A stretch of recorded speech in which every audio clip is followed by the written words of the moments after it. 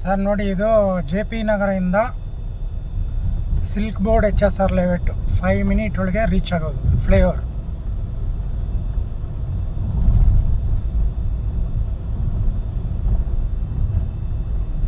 ಮೇಲೆ ಮೆಟ್ರೋ,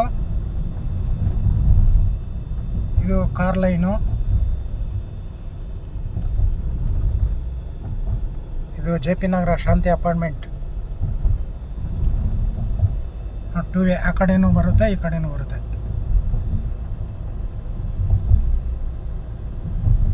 ಇದು Jayanagar Bengaluru central mall, ಇದು ಅಪೋಲೋ.